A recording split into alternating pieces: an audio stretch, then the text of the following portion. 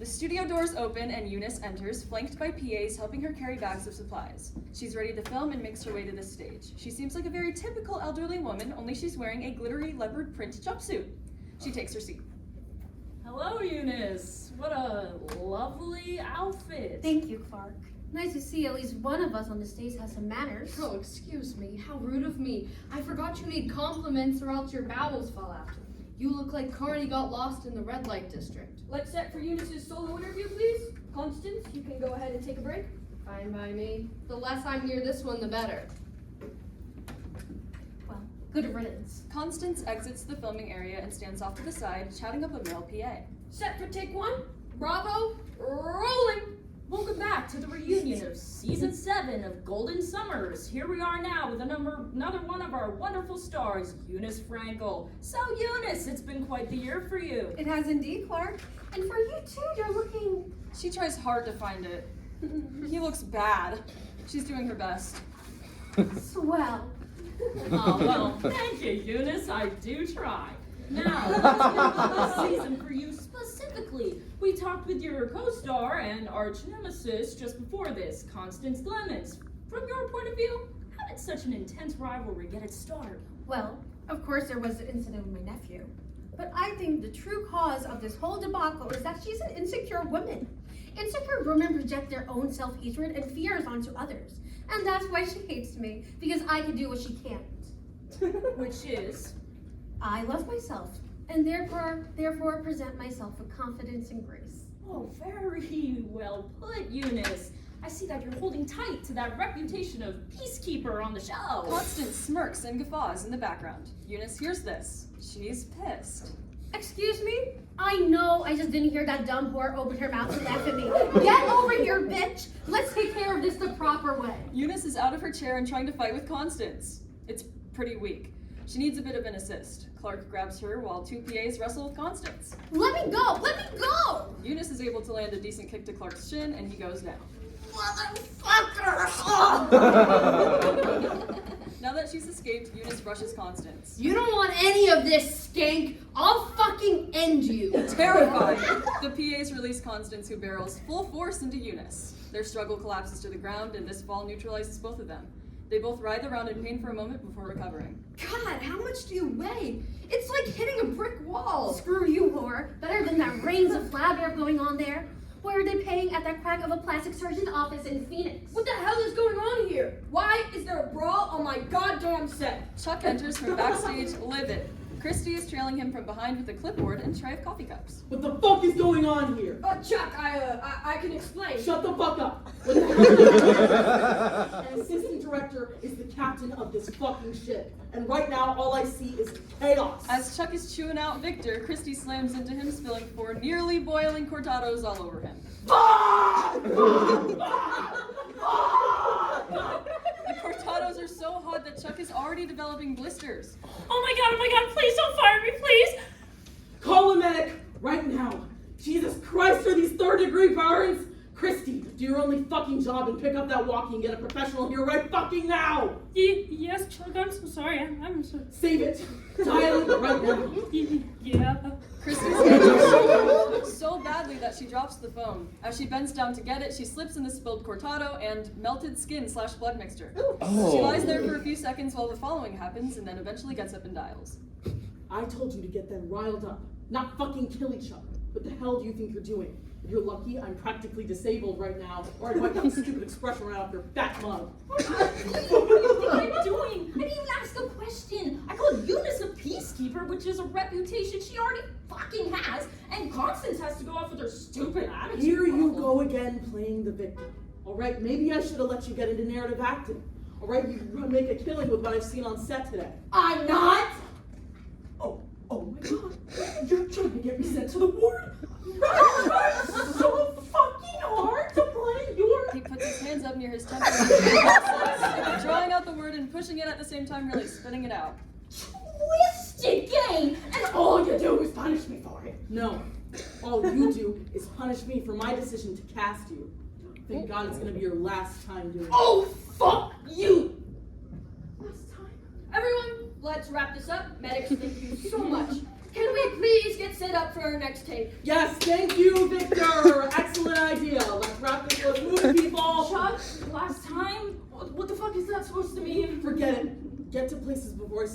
class with the medical bill. Oh. Let's get reset, everyone. Thank you. Clark, please get back in your seat. Don't tell me what to do. What was that? I said shit thing! Great. So let's go. General movement on set as Eunice and Constance are helped to their feet and the medics finish patching everyone up. Okay, everyone, let's go. Take 2, bravo, rolling action!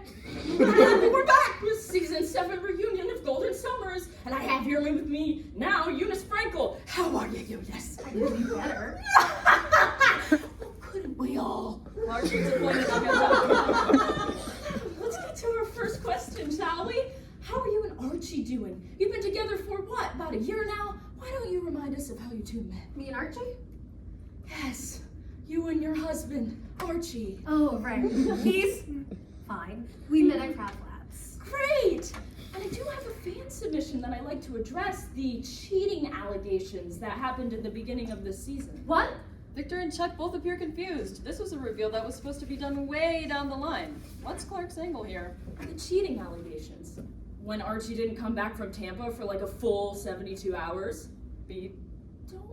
Don't tell me you didn't think something was up. I hadn't considered. You know what? Let's move on, shall we? Too late! Eunice has become a broken, sobbing mess. She is breaking down. I never thought. Why? Cut!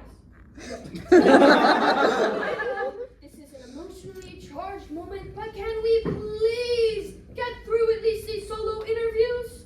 I know no one wants to be here, but this is the last bastion of reality TV or whatever. But this is paid for by the viewers, and you know that they damn well get what they want, okay? Yes, sorry, Victor. You know I'm not prone to outbursts like this unless someone else's presence is provoking me. Note, as soon as they cut, Eunice's tears should always instantly dry up. She's a performer by nature. The only thing provoking you right now is the massive stick up your ass. Christy, can you get Constance out of here for a few? I think that's really what'll benefit the shoot the most at this point. I'm going. Enjoy your little tea party, Queen Elizabeth. Sorry, I'm not Miss Manners and Tact. That's what makes me the star of this thing. See you in 15, bitch. Christy runs to help Constance to her trailer, but Constance shoves her off in favor for some time alone. Okay, great. Let's set for the top.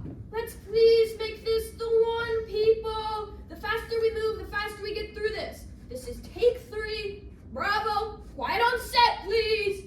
Rolling action. We're down with another star from our cast, Eunice Frankel. How are you, Eunice? You know, I could have slept better, but I was busy, if you know what I mean. I'm sure we don't. You've always been the master of subtlety. Me and Archie are doing it. Okay, great. Thank you for the explanation. Let's talk about your season of Golden Summers. We already heard from your frenemy Constance. Frenemy is a stress if I ever heard one. Oh, She tried to poison me, that and more. wow, it's been quite the season. Let's save the rivalry talk for when you two are together. How does that sound? The less we talk about her, the better. Isn't this my private segment? Right, you are. Let's start slow. It sounds like you and Archie are doing well. Would you like to remind our audience of how you met? Always Clark. Listen, we met almost a year ago today at a crab place, Craft Labs in Tarzana. I was sitting at a bar with a Long Island iced tea, and the most handsome man came up behind me and asked, what does a guy have to do to get his face in those beautiful breasts? And we've been together ever since. He's such a gentleman. Constance has escaped Christy and re-enters to watch. Wow, that's a unique story.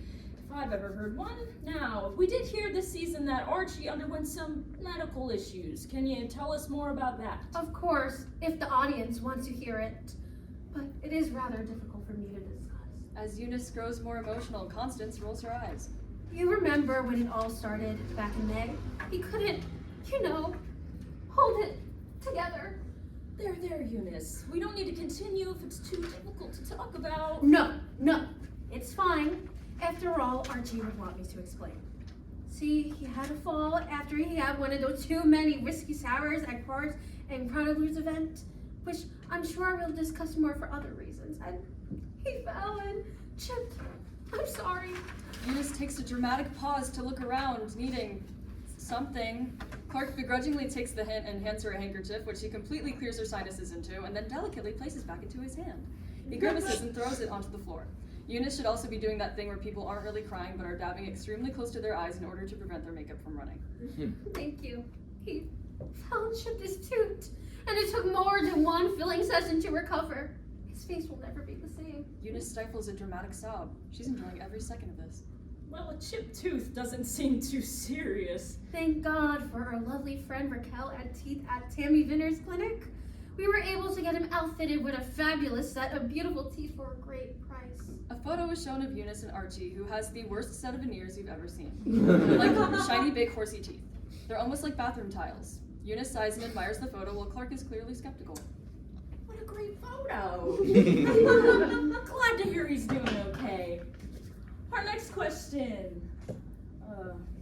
Clark is out of questions. He's floundering. Our next. Eunice smiles politely, but she's growing irritated. Chuck makes neck-cutting motions off to the camera, directed towards Clark. Our next question is, how amazing is this network, huh, people? Let's look at some previews for an up-and-coming steaming spin-off retired romance. Clark swiftly signals for the camera crew to cut and move to commercial. He gets out of his chair quickly without saying a word. What? Clark, my interview! Clark has already made it nearly to the door when he's intercepted by Victor. What the hell are you doing, man? We're not scheduled for a break for another 15 minutes. I hate to get on your back, but you're costing us a fortune here. I'm just... Look, man, if you need a bump or something to get through the day, we can get that for you. But I just need you to continue through the shoot so we can be on schedule. I have a lot of people counting on me right now, and I could really use your assistance to make sure that this thing goes smoothly. Can you do that? I don't need... Okay, why didn't anyone tell me about the structure for today? I prepared a normal reunion, a group interview. No one told me we're doing individuals. Half of my questions aren't even for these two. Well, to be honest, we found that traditional reunions aren't really what the new viewers want. We got a lot of new audience members after the Eunice and Constant fight in the finale, and they're the focus for the new fans. Great, Victor. That doesn't fucking explain why no one told me about this until 20 minutes before I had to be on camera. I'm sure you've already discussed this with Chuck. Haven't exactly been on your A game for a while now. So what? This show is about elderly party animals. Yeah, that makes its cast members over 1 million a year. Don't disrespect it just because you fancy yourself this artsy-fartsy, holier-than-thou fuck. You still work for Brava, and you don't fucking forget it. I'm tired of the poor me sympathy act. Go to your trailer, take a 5, and come back ready for work. Capiche? With pleasure. Clark exits the studio to take a moment in his trailer. To the side, Christy has been helping Eunice out with a bit of a wardrobe malfunction. She's using double-sided tape to make sure things are secure in Eunice's outfit. Thank you, dear. A word of advice, don't get old. You have some gorgeous, perky little things on you. Now, consonants might be a few screws, but a broken clock is right twice a day. My girls have their best day behind them. Thanks, Eunice. I can't imagine the kind of hell you're going through on the set. Especially working with that Clark character. He is just awful. The things I could tell you about him. Christy's conflicted. She doesn't want to shit-talk her boss, but this could be helpful to her. And anyway, it seems like Eunice is gonna let it rip regardless. I mean, talk about cover-ups. Speaking of, can you just adjust that tape a little more? Thank you, Juan. I've always found that he gets special treatment from Chuck, starting in season 2. What do you mean by special treatment? Oh, don't play dumb, dear. It's unbecoming. His trailer is twice as large as the rest of ours, and he has you. I mean, come on, his own personal assistant. Well, I mean, he's the host. It's not just that. All the rest of us put everything on the line. He gets the least amount of public pushback and the most second chances. Do you remember Agnes from last season? God, yes, she was definitely tenacious. We were very good friends. I miss her every I mean, it's ridiculous. You set fire to a couple of coattails and you get tanned. Unless, of course, you're perfect little Clark. I'm sorry your friend got fired. It's okay, honey. I understand how the business works. You really can't get too close to anyone. They're all really out for themselves. A beat. Do you ever hate him? It's okay, sweetie. You can tell me. Yes! He's so dismissive It's like everything is an opportunity for correction, and he keeps making these promises I know he'll never deliver on. Honestly, it's become a tell for when he's really been drinking. Christy's lip begins to tremble. Suddenly, she breaks down sobbing, falling into Eunice's lap. I can't take it anymore!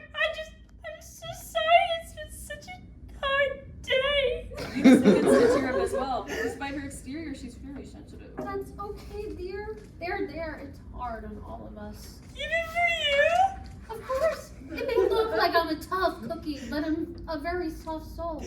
I think you're a sweet girl that works very hard. So I have a little something for you to keep in your back pocket, just in case it might come in handy. What is it? Eunice takes out her phone to show Christy something. Oh my god! Clark abruptly enters and slams the door. Alexa, resume daily calm. Alexa resumes the Daily Calm, starring Cynthia Erivo. Clark gingerly sits down at his desk, which has been restored to order while he was gone. With shaky hands, he fumbles through the drawers to find more cards to write more questions. He finds what he's looking for and tries to think of something fast. Eunice, questions for Eunice. What the fuck did Eunice do this entire season? Okay, health problem, weird boyfriend. Jesus Christ. So, Eunice, what's up with Frederico? How did Archie take your infidelity? Maybe. Suddenly, his phone lights up with a message. He picks it up to read it. Christy! Christy, I need you to get in here right now! Silence. Clark gets extremely fidgety, getting up and pacing up and down. In 2 more seconds, rapid running is heard, and then frantic pounding on the trailer door. Clark opens the door to Christy. What's wrong? Oh my god, is everything okay? What can I get for you? Was that a cortado already? Come on, can I? Jesus, Christy, calm down. There's no fire. Look, season's ratings just came in. Christy is still coming off of the adrenaline of thinking that Clark got seriously injured or something. Oh! Is it good? Not for everyone except me. Viewership for this season is down 78%, except for my reunions, they're up 15%. Oh, that's great news, Clark. Are you feeling more confident after seeing the data? More confident? I can do whatever I want. Don't you see what this means? I'm the lifeline of this show. I'm the one that's keeping it all together. Well, I'm glad that you're feeling a little more sure of yourself. I know it's silly, but sometimes I always get a little boost. Look, Christy, I'm gonna level with you. Shit is probably gonna hit the fan. I just want you to know you've always been my favorite assistant and that there is a place for you in heaven. I also that when I finally create my own puppet television program, I want you to be in an executive position where you make enough money to have health insurance and as many groceries as your little heart desires. Oh, thank you. Do you need anything before we start shooting again? Just a few moments alone together, my fox. No problem, Clark. Break a leg. Clark is facing away and waves her out. She takes it in. Clark being nice to her is a very rare opportunity, and she knows it'll only last so long when it does happen. Christy exits. Clark cracks his neck, knuckles, shoulders, etc. Time to get back to it. Don't fuck with me, fellas! This isn't my first rodeo. Clark adjusts his suit jacket and exits his trailer to make his way back to the filming studio. The Waiting Room by No Doubt plays. As he enters, he looks towards Victor, indicating that he'd like to use the makeup station with Angie. Victor shoots him a glare, but nods regardless. Clark sits down with Angie. You doing okay, hon? I tell you, the pressure you folks on screen are up against. I have horrible stage fright. I know I just choke. Believe me, I'd rather be asphyxiated than be up there for another minute. Then maybe at least I get an erection out of it. Angie snorts and sneezes some of the Diet Coke she was drinking into Clark's hair. Oh, fuck! Angie, my wig! My hair! Oh, fuck. Sorry, hon. That just... Wow. I feel like that's what a lobotomy is like.